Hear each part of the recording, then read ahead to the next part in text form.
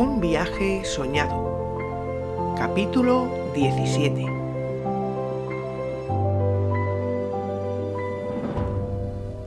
El camión se paró de repente.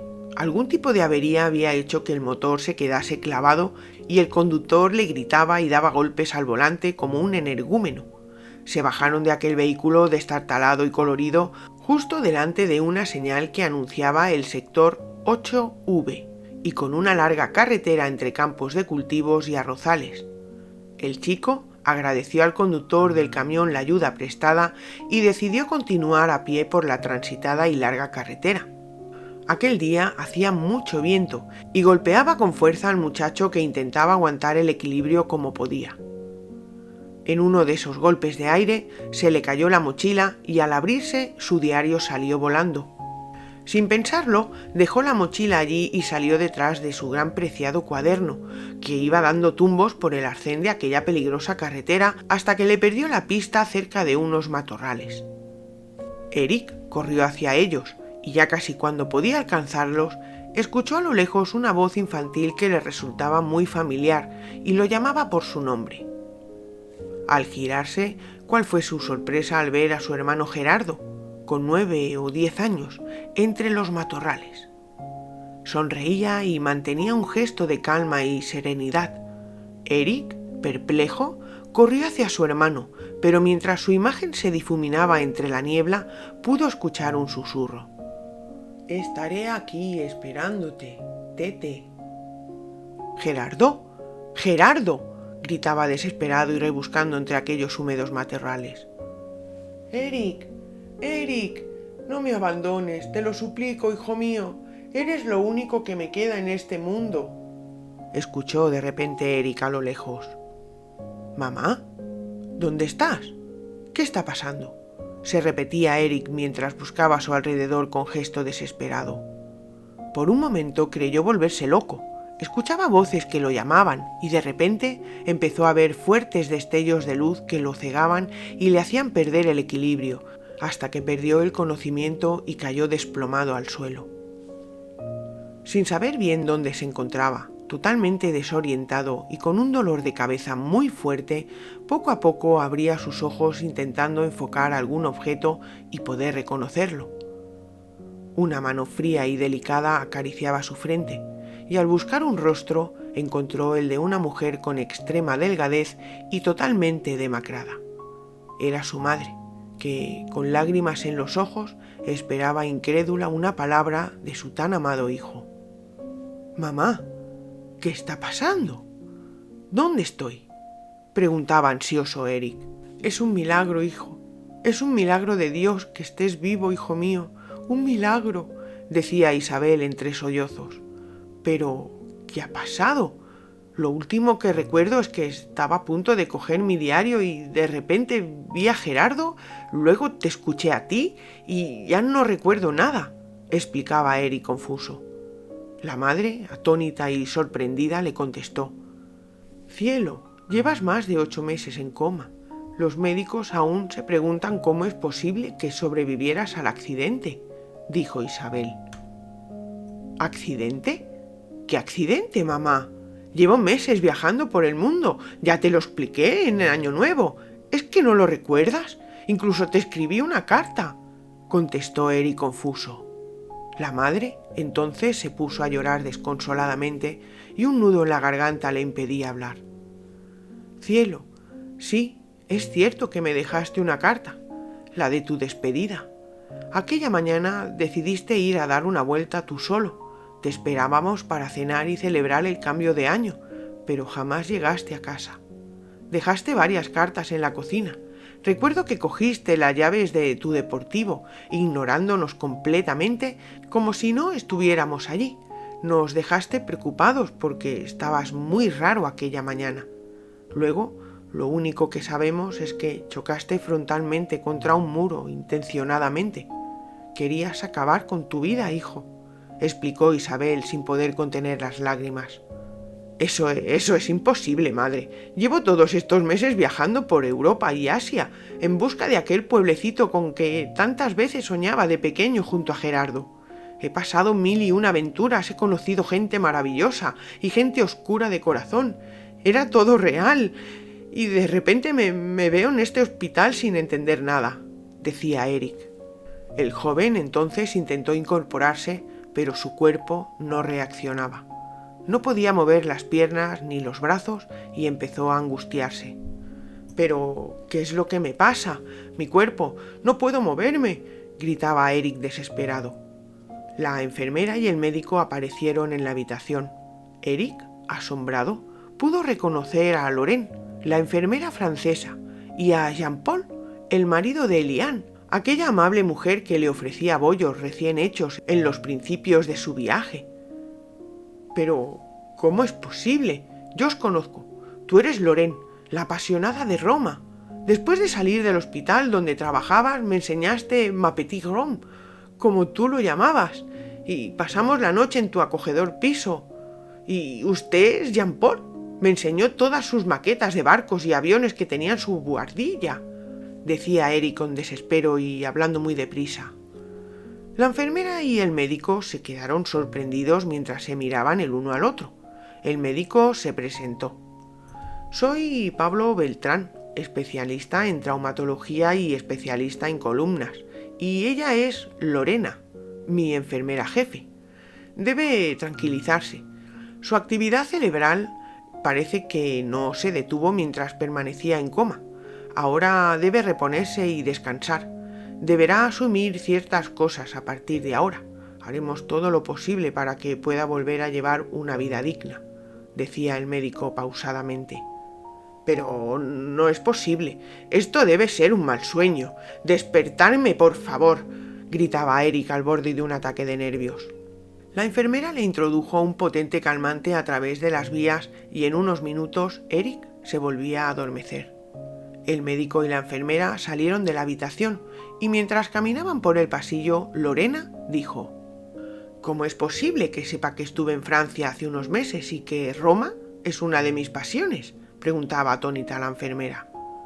«Bueno, yo también me he quedado bastante sorprendido cuando ha comentado la colección de maquetas que tengo en mi buhardilla, pero seguramente en algún momento hemos comentado con algún compañero algo de nuestra vida personal y su subconsciente ha sido capaz de retenerlo y montar su propia película. El cerebro humano parece no tener límites», contestó el médico. «¿Cree que volverá a caminar, doctor?», preguntó la enfermera. «Pues sinceramente no lo sé. Ya me parece casi imposible que haya despertado del coma, y tal y como tiene afectada la médula espinal es casi imposible. Mañana empezaremos de nuevo con las pruebas y a ver cómo evoluciona todo», dijo el doctor. Pasaban las horas en el hospital. Eric, aún aturdido por los medicamentos y sedantes para mantenerlo tranquilo, no dejaba de pensar en lo que estaba sucediendo. No era capaz de asimilar que aquel intenso viaje fuera fruto de su propia imaginación. No asimilaba la idea de que decidiera quitarse la vida, y ni tan siquiera pudiera recordarlo. Era todo tan real. Miraba a su madre Isabel, consumida en aquel incómodo sillón del hospital, demacrada, hundida, triste y abatida. ¿Cómo había sido capaz de hacerle tanto daño? Allí estaba el joven anclado en aquella cama sin poder moverse, sin que su cuerpo reaccionara a ninguna orden, tan solo su cabeza y algún pequeño tic en los dedos de las manos. Era una locura. Durante toda la noche estuvo recordando a la perfección cada detalle del viaje, a cada persona con la que se había cruzado, sus nombres, sus rostros, sus historias. Por la mañana se lo llevaron para hacerle varias pruebas y empezar con la rehabilitación. Los resultados no eran muy alentadores, pero como se suele decir, la esperanza es lo último que se pierde. «Mamá, ¿cómo está Adrián?», preguntó Eric desde su cama. La madre lo miró lentamente y suspiró. «Adrián empeoró poco después del accidente y tuvimos que ingresarlo, pero a los pocos días murió. Lo siento, cielo», contestó Isabel con lágrimas en los ojos. Eric, en silencio y con gesto de dolor, empezó a llorar desconsoladamente. «¿Pero qué es lo que he hecho? Dios mío, ¿cómo he podido ser tan egoísta?», balbuceaba entre un llanto amargo. Hijo, tú no tienes la culpa. Llevabas muchas cargas en tu espalda, mucho dolor. Ahora debemos pensar que todo va a salir bien a partir de ahora. Te pondrás bien, volverás a caminar y serás feliz, mi vida, consolaba la madre mientras le acariciaba el pelo. A los pocos minutos, Sergio aparecía en la habitación con una gran sonrisa. Sabía que saldrías de esta, tío. Lo sabía. ¿Cómo te encuentras, campeón?, preguntaba Sergio con energía, mientras se acercaba a la cama de Eric para darle un fuerte abrazo. Sergio, lo siento, amigo, lo siento, decía Eric entre lágrimas. No tienes que sentir nada. Yo también tengo parte de culpa por no haber sabido leer entre líneas cuando me contabas tus problemas. Pero lo importante es que te pongas bien y dentro de nada estaremos recordando todo esto con unas birras en la mano, decía Sergio intentando animar a su amigo. Sergio alentó a Isabel a salir un rato del hospital e ir a casa a descansar, ya que en estos más de 8 meses no se había movido de allí, ni de día ni de noche. La madre aceptó. Ya estaba más tranquila después de ver que su hijo estaba consciente de nuevo, y Sergio acercó una silla a la cama de Eric para charlar con más intimidad. Eric no tardó un segundo en contarle, nervioso, todas sus aventuras. Tío, no te vas a creer lo que me ha pasado. Todavía no acabo de entender lo ocurrido. Estoy convencido de que había salido de viaje hacia la India, comentaba Eric. ¿A la India? ¿Aquel viaje que tantas ganas tenías de hacer con tu hermano Gerardo?, interrumpió Sergio. Sí, he recorrido miles de kilómetros, he conocido muchísima gente, olores, detalles, lugares. Nada de eso ha podido ser un sueño. Era todo tan real, Sergio, es que no lo entiendo, decía Eric preocupado. Bueno, ya sabes que el coco va solo. Quizá tu mente absorbió toda la información que tenías a tu alrededor. Sé que tu madre cada día te leía el periódico, te contaba historias, te leía libros e incluso te ponía la televisión. Ella decía que, por si acaso, podías escuchar. Y bueno, parece ser que sí, explicaba Sergio sonriendo. Es todo muy extraño. Justo antes de despertar me encontraba cerca de una carretera, en una especie de curva, y entre los matorrales pude ver a Gerardo cuando era pequeño, diciéndome que me esperaría. Entonces se esfumó, dijo Eric con cara de sorpresa. Bueno, tu subconsciente te ha jugado una mala pasada. No le des más vueltas, amigo. Ahora te tocará ser fuerte y luchar. La vida te ha dado una segunda oportunidad. No la desperdicies, le decía Sergio intentando buscar la lógica al relato de su amigo. Después de varias operaciones de columna, empezaba la dura recuperación. Su cuerpo estaba debilitado y llagado por tantos meses en la cama. Cada día, un fisioterapeuta pasaba varias horas con él intentando ejercitar los brazos y las piernas. Ejercicios dolorosos que le hacían recordar el daño que él había causado por un acto inconsciente.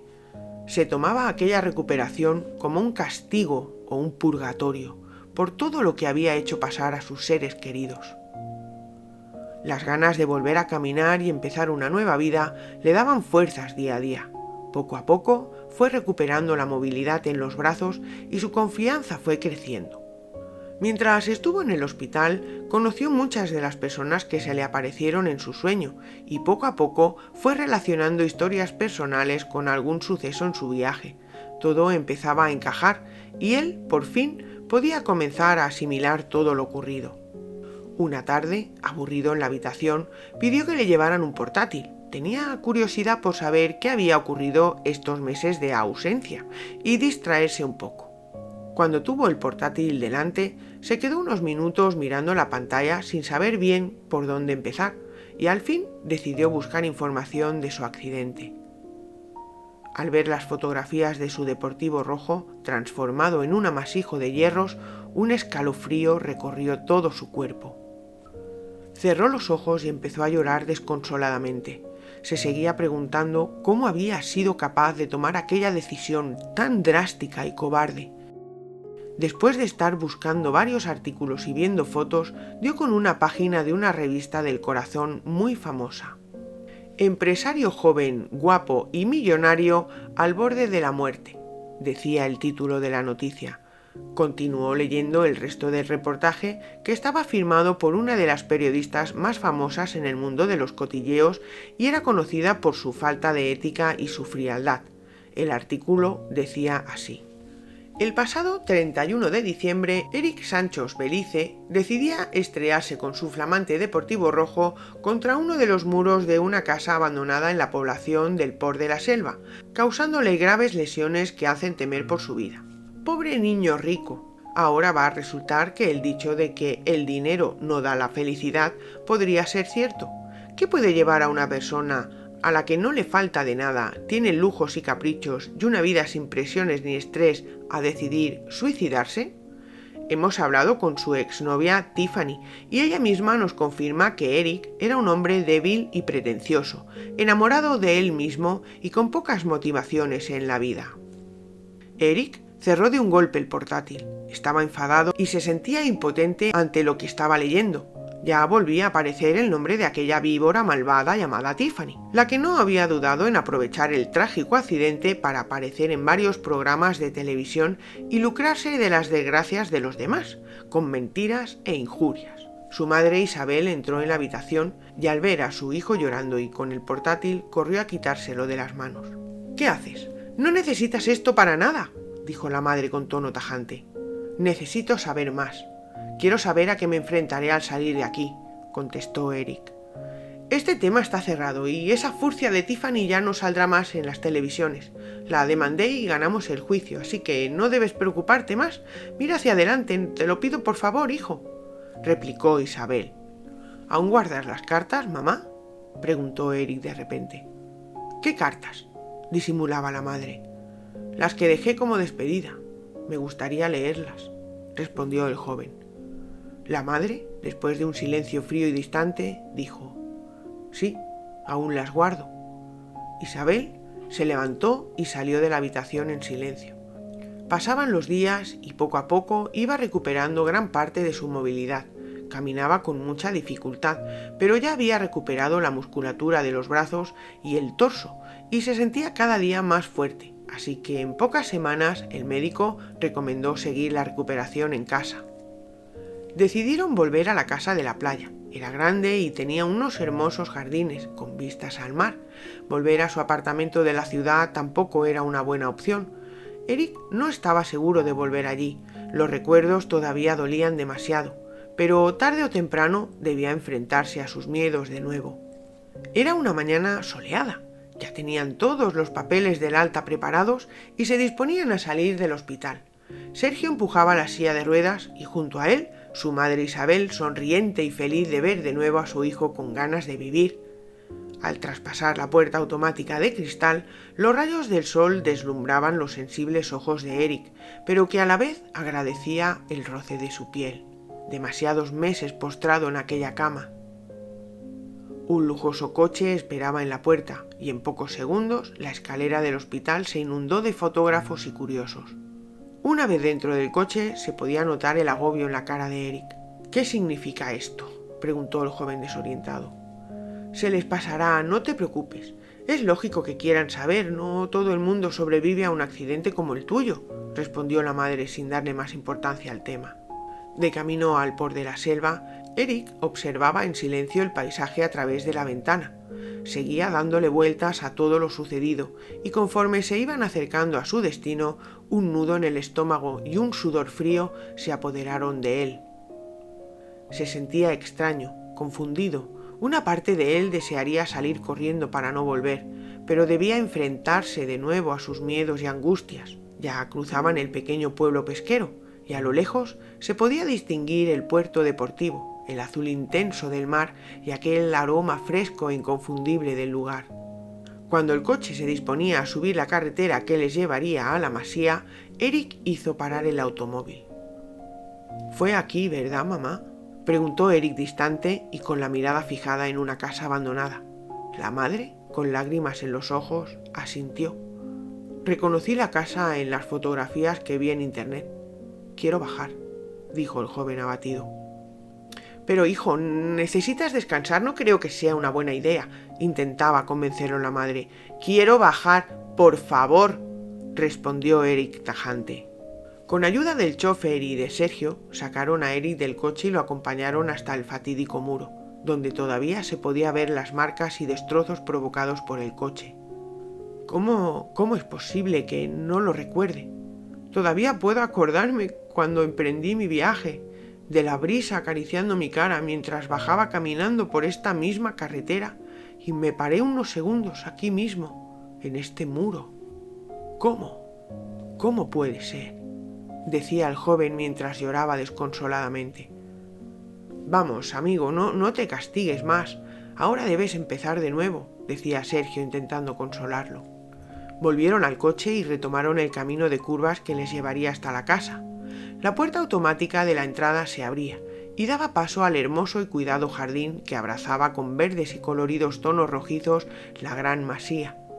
El servicio esperaba en la puerta. Con su ayuda bajaron a Eric del coche y lo colocaron de nuevo en la silla de ruedas. Él seguía sintiéndose raro, como si fuese un total desconocido, como si fuera un forastero en su propia casa. Recuerdos, frases, risas, llantos asomaban en su mente sin parar y se sentía angustiado. Una vez dentro, su tormento era aún peor. Un llanto amargo lo inundó por completo sin saber por qué. Su madre lo abrazó entre lágrimas durante varios minutos hasta que consiguió calmarlo, pero eran incapaces de decir una sola palabra. Eric quiso ir a su habitación. Su madre la había dejado tal y como estaba antes del accidente, y al abrir la puerta, él mismo empujó la silla de ruedas hacia el interior. La habitación estaba completamente desordenada. Papeles, mapas y fotografías estaban esparcidos por la cama y el suelo. La mochila estaba preparada, las botas de montaña, una bolsa con varios mapas y una libreta en blanco permanecían juntas esperando partir en cualquier momento. Los álbumes de fotos antiguas estaban tirados por el escritorio. Eric observaba aquel desorden perplejo, atónito. Aquella habitación desvelaba un ataque de locura, un descontrol de sentimientos y rabia contenida. Recuerdo que preparé esa mochila, ilusionado y decidido. Recuerdo que preparé los mapas y los apuntes, pero mi mente se para ahí. No recuerdo las fotos ni haber tenido un momento de ira. ¿Qué es lo que me pasó?, comentaba Eric mientras se tapaba la cara con ambas manos. Al acercarse a la cama, cogió al azar una de las fotografías que estaban dispersas por allí. Era una foto de su hermano Gerardo y él, cuando eran niños. Recordaba al detalle aquel día. Habían ido de excursión con sus padres a un pueblo cercano a Barcelona, donde un hermoso río y frondosos bosques saciaban las ganas de aventura de los dos hermanos, que desde siempre habían estado muy unidos. Quizás por eso vi a mi hermano de pequeño en aquel lugar antes de despertar, dijo Eric en voz baja. Todo va encajando, cielo. Tu mente te ha jugado una mala pasada, o quizás gracias a eso sigues vivo. Solo Dios lo sabe. Mandaré recoger todo esto y así podrás volver a instalarte aquí, dijo la madre sonriendo. Déjame ver las cartas, madre, le pidió Eric a Isabel. ¿Por qué sigues castigándote así, hijo?, le recriminó la madre. Por favor, insistió Eric. La madre fue en busca de las 3 cartas y se las entregó. Saldré al jardín para leerlas, dijo Eric. Una vez salió al exterior, escogió el lugar donde siempre admiraba aquellas maravillosas vistas al mar y empezó a leer la carta que le escribió a Adrián. Adri, mi amigo, mi hermano, ¿qué decirte a ti, que siempre has tenido la cabeza en tus mundos de yuppie? Hemos pasado muchos momentos juntos, muchas risas y muchas lágrimas, pero siempre juntos. Eres una persona muy importante para mí, y lo sabes. Durante mi ausencia, quiero que te cuides lo máximo que puedas. Te quedarás en mi apartamento junto a Sergio. Quiero que sigas tirado en el sofá, tapado con una manta, mientras te atiborras de palomitas viendo una de esas películas antiguas que tanto te gustan. No te rindas. Lucha. Sobre todo lucha. Algo que yo ya he dejado de hacer. Te quiere, Eric. Continuó leyendo la carta dirigida a Sergio. Sergio, un tío genial, un amigo para siempre, responsable y trabajador. Sé que no has tenido mucha suerte en esta vida, que has tenido que pelear duro, que no eres feliz porque ni tan siquiera te dejan ver a tu hija, que no tienes sueños ni motivaciones. Yo ya he perdido las mías, por eso he vendido mi empresa y he ingresado el dinero en tu cuenta. Quiero que cumplas tus sueños. Cuida de Adrián y de mi madre, que no les falte de nada. Y espero que volvamos a reunirnos algún día y a tomar esas cervezas en algún lugar donde el sufrimiento no tenga cabida. Un fuerte abrazo, amigo mío. Te quiere, Eric. Por último, con lágrimas en los ojos, abrió la carta que le había escrito a su madre Isabel. Querida mamá, sabes que eres lo que más quiero en este mundo. Tú me diste la vida y me educaste con amor y buenos consejos. No te mereces los golpes que la vida te está dando. Siempre has sido una buena persona, admirable por tus ayudas y tus actos, amiga de tus amigos, sin condiciones. Esto es tan solo una pausa en nuestro camino. Sé que entenderás mis motivos. Sé que entenderás que esté cansado de esta vida en la que solo importa la cuenta corriente y cuántos trajes caros tengas en tu armario. No quiero que te preocupes por mí. Todo saldrá bien. Te estaré esperando allí donde vaya. Te quiere con locura tu hijo pequeño, Eric.